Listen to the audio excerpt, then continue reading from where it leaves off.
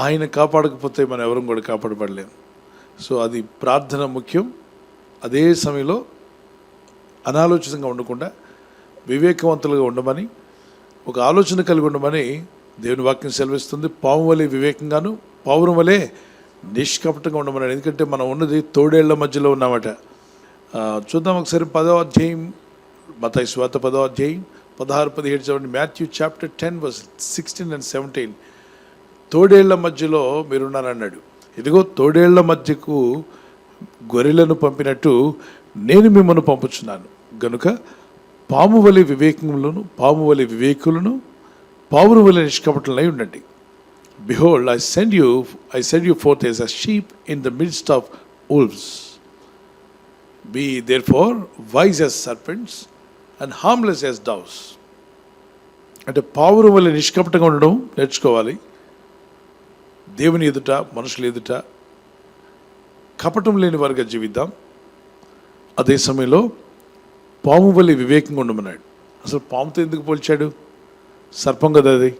అది దానిలో అది విష జంతువు అయినప్పటికీ దానిలో వివేకం ఉందంట.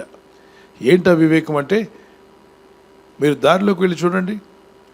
మీరు దారిలో నడుస్తున్నప్పుడు ఏం కనబడతాయి మీకు? దారిలో నడుస్తున్నప్పుడు ఏం కనబడతాయి? పాములు కనబడతాయా? రోజు కనిపిస్తాయి పాములు? గట్టిగా చెప్పాలి. మరి రోజు ఏం కనిపిస్తాయి? వీధిలో వెళ్తున్నప్పుడు కుక్కలు, కాకులు, పశువులు కనబడతాయి. అవునా? మరి పాములు లేవా? కనబడలా.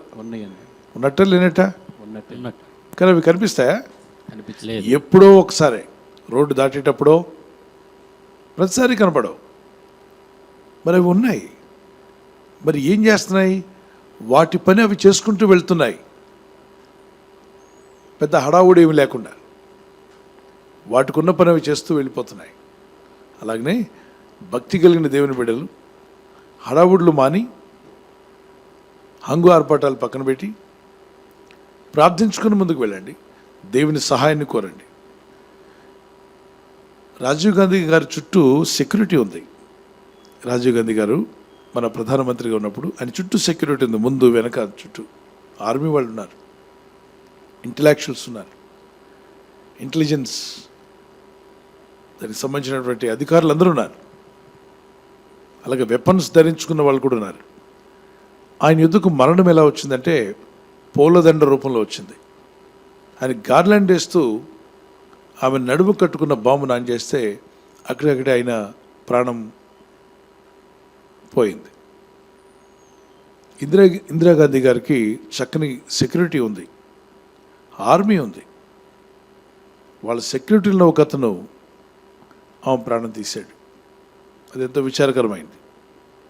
కాబట్టి మనుషులు మనకి ఎంత సహాయంగా ఉన్నప్పటికీ దైవ సహాయం లేకపోతే చాలా ప్రమాదం అని చెప్పి మనుషుల సహాయం కూడా లేకుండా ఉందామా? దేవుడు నీకు ఇచ్చినప్పుడు వాడుకో, ప్రార్థించు, అవివేకంగా ఉండొద్దు, వివేచన కలిగి ఉండండి. ఇప్పుడు సీసీ కెమెరాలు పోలీసులకి చాలా సహాయపడుతున్నాయి. ఎందుకంటే పోలీసు వారు ఇన్వెస్టిగేషన్ చేస్తున్నప్పుడు సీసీ కెమెరాలు ఎక్కడెక్కడ ఎవరు వచ్చారు, ఎవరు వెళ్ళారు అన్నీ కూడా కనపడుతుంటాయి. అయితే ఈ మధ్య డీప్ ఫేక్ వీడియోస్ కూడా వచ్చేసాయి. ఆ వ్యక్తి కాకపోయినా ఆ వ్యక్తి అన్నట్టుగా భ్రమపరిచేవాళ్ళు లేరా? ఇప్పుడు ఏఐ వచ్చింది. మగతను అక్కడ నిలబడి మాట్లాడుతూ సడన్గా ఆడదైపోతున్నాడు. ఆడస్తే అంటే స్త్రీ అక్కడ నిలబడి మాట్లాడుతూ సడన్గా మగవాడు అయిపోతున్నాడు. ఇదేంటిది? వేషధారణ కాదు, నిజం కాదు. ఒక పక్షిని చూపించాడు. పక్షి తన రెక్కలు, పిల్లలన్నింటినీ తన రెక్కలు ఇలా పెట్టి కాపాడుతున్నట్టుగా. అరే ఇదేం పక్షి?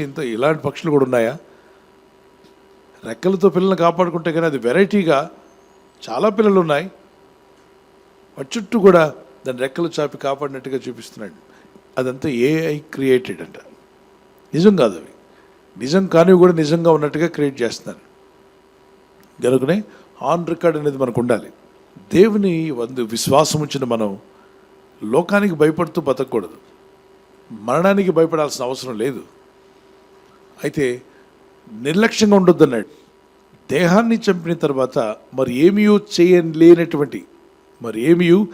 చేయనేరనటువంటి వారికి భయపడకుడి. వాడు దేహాన్ని ఒకటే చంపగలరు వాళ్ళు, కానీ ఆత్మను చంపలేరు. అని చెప్పి అవివేకంగా ఉండనక్కర్లా. అయితే దేవుడు తన బిడ్డలకు చెప్తున్న మాట, ఎవరికి మీరు భయపడవలనో మీకు తెలియజేయదు. ఎవరికి భయపడాలి దేవుని పిల్లలు? చంపేవాడికి కాదు, ప్రాణం తీసేవాడికి కాదు. మరి ఎవరికంట? చంపిన తరువాత నరకంలో పడద్రోయగల శక్తి గల వానికి భయపడుడి, ఆయనకే భయపడని మీతో చెప్పుచున్నాను. అంటే ఆత్మను నరకంలో పడేయగలిగిన వారు ఎవరు? దేవుడే. మనుషులు శరీరానికి హాని చేస్తారేమో కానీ ఆత్మనేమి చేయలేరు, ఆత్మను ఏమీ చేయలేరు. అయితే తొందరపడి ఇతరుల ప్రాణం తీయడం వల్ల ప్రాణం తీసిన వాడిని దేవుడు విడిచిపెట్టడు. అందుకే నరహంతకులను దేవుడు విడిచిపెట్టట. మనుషుని యొక్క రక్తం చిందిస్తే దేవుడు లెక్కడుగుతా అంట.